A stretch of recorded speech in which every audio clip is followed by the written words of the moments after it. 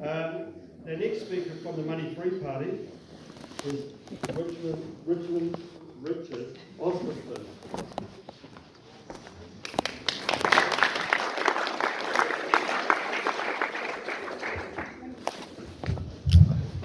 Thanks very much. Great Rotary to put this show on tonight and so many of you to turn out. Thanks very much. Yeah, Richard Osmondson, New Zealand Money Free Party.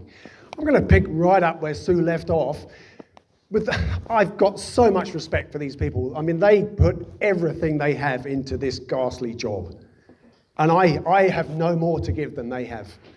And after a while, we start to see a trend, don't we, at our age, where there's been a lot of good people going to that machine in Wellington, and how much difference has it really made? We're obsessed with this idea that if we can just get the right people into Parliament, then they can make the changes. And I would say that that is completely nonsense. The decisions are made by money itself. Yep. That determines the outcome of every single transaction that takes place in human lives. Yep. And all the time we have money, a currency, any form of currency, a false value system, that will take priority over everything else. And we're starting to see the trends play out now, aren't we? We are literally destroying ourselves, our children, our relationships, our environment, just to get the tokens. And it doesn't make sense anymore. With the greatest respect to these people, they gave up. They gave up trying. And now they operate in the box. And there's only these, oh, don't go outside the limits, Richard, that's too much. No, we're not considering system change. We're just going to tax this, or we're going to get more immigrants of that, or we're going to dig up more of this. And it hasn't worked, has it? In our lifetimes, look at the increase in productivity we've seen. It is phenomenal. It's breathtaking, our capacity to produce the things that we need. And yet it's still not enough. It's still not enough. I don't know how many $1 billion a day. It doesn't matter to me. I can't even think about money numbers because they're not real. They're fake. They're completely made up. And when we see children taking their own lives over these fake tokens, I start to get pretty excited because that's not real and that is. And we really lost our way when we start prioritizing something that's made up. My background, I grew up farming in the UK, and at 16 I did an apprenticeship in big aircraft engineering, and I've been in that industry ever since. I've been an airline pilot. I now teach aircraft engineering at the Polytech, and in my world, I've been over there 43 years in that industry. In that industry, stuff has to make sense, and we can't muck about because the flipping wings come off.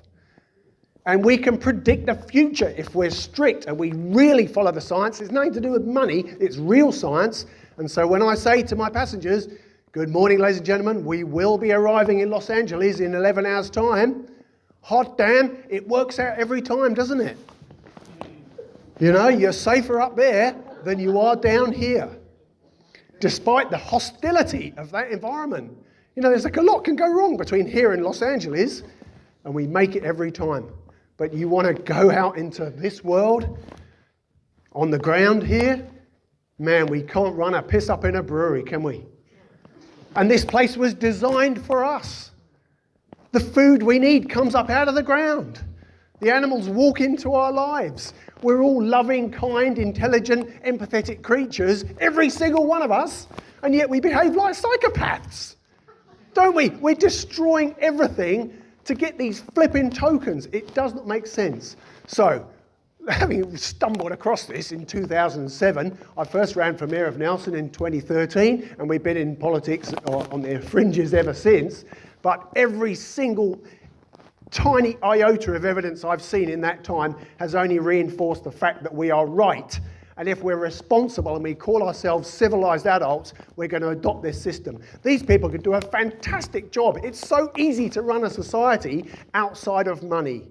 We're talking about everything being free and everything being voluntary. And we love to volunteer. We love to contribute. We love to take part in things that are meaningful and wholesome and worthwhile. It's easy, and then we don't need these caveats of excuses of foreign investment, markets, Ukraine, the weather. That's all fucking bullshit, and it makes me so angry. We could be living in utopia, and we're ready now. We're ready when you are. Thanks.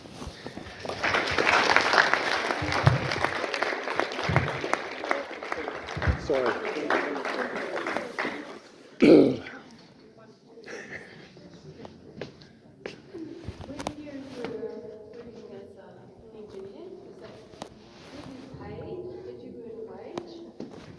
Well, I had to put petrol in my little moped. Yeah, absolutely. And how did you get your belt that's holding up your trousers? To be honest, probably Who is going to make your belt voluntarily so that you can do whatever you're going to do? people who love making belts. Or if nobody wants to do it, a machine can do it. And how many belts do you really need? Well, I don't think that your system will work because I don't think that people do like volunteering that much and that everyone wants to do the job that's the easiest or the most pleasant.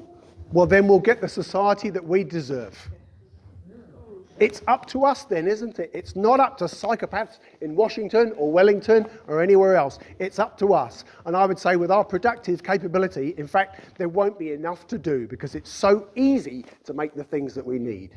Oh yeah, petrol and fuel. Yeah, but how many people does it take to make petrol with the systems that we have? How much fuel do we need? We won't, 90% of New Zealand's industrial production will be able to cease. Because the milk that we export, the wine that we export, the logs, they don't bring us any benefit, do they? They go to rich people overseas. We can't even afford those products ourselves. We're not feeding the starving millions with our milk products or our Sauvignon Blanc or our 11-micron wool underpants, are we? Sorry, okay. Yeah, next question. Hello, Richard. Oh, nice to see you. Let's assume that we want to go there. Please explain how we get there and what's the first thing you would suggest we do? Talk to your neighbour, talk to your children and your grandchildren, because the children understand this. This matured by my doing presentations in Nelson and top of the South area schools, because I didn't know anyone to tell about it, and the kids see it so clearly. I have to hold back 50 years of brainwashing to see actual clarity, whereas young people see this straight away. We just need to talk about it until enough people get on board and realise, holy shit, we can carry on with Armageddon, or we can live in utopia. And guess what? The pyramid of society that is how it's currently controlled, with the most psychopathic and cunning and ruthless at the top, who control everything, will be turned on its head. And most people are empathetic, kind, generous, loving, and cooperative, and they will control it. The whole thing will be inverted, and we get to decide it because we actually do the stuff that needs to be done. Thanks. Sorry, I made a little racket there. Thank you.